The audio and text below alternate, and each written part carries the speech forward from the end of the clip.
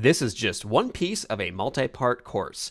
If you're interested in more, check out toonfiles.com. So now we want to go in and start blurring things out to add the depth of field back in. And we did this in the previous course, but again, we took those elements out so we can replace them with After Effects specific blurs and all that fun stuff. So we'll come over here to the Effects and Presets panel on the right, and we're just going to type in camera to locate camera lens blur. We'll come over here to the layers, and we'll start on the bottom and work our way up with this. So first, we can start with the mountains since it's more obvious, and then we can backtrack to the sky and sun if we want. But we'll take the camera lens blur and bring it over just by clicking and dragging, and then releasing on mountains. You can already tell that they're more soft, but up here under Effect Controls, you have the camera lens blur listed, and the first option is the blur radius. You can come in here and adjust that and make it just as blurry as you want it. I'm not quite sure where I want it yet, but I'll put it at around 15 for right now. And again, you can come back and play with this at any time. So now we're going to do the same for the hills. I can click once on hills.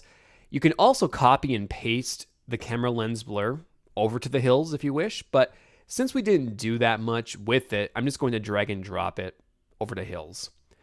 And this time, we'll bring it up just a little bit less than we had it before. I think we had it at 15 for the mountains, so let's bring it back to about 10 for the hills.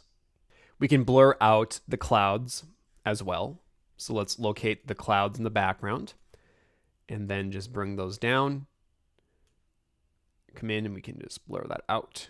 And we can make those at around 15. Actually, let's go to 16. And then we have the smoke in the background as well. That can be blurred out. And you can come in, and I'm actually going to be adding a second blur effect to the smoke. So we'll just make it a little bit blurry for right now. And that's going to cover both pieces of smoke. We have that one in the background behind our character currently. And that's looking pretty good. So now we have some other elements here that we could blur out, but they are a part of the same layer. So there are some considerations we'll have to make if we want to do that. So we'll leave that for right now. And then just come back here to the sky and the sun, and we can apply the camera lens blur to those. It's not really a big deal, but it might help a little bit just with everything going on. So we can put the sky up to, let's say, about 20. And I'm going to come down here for the sky and click on Repeat Edge Pixels for Edge Behavior.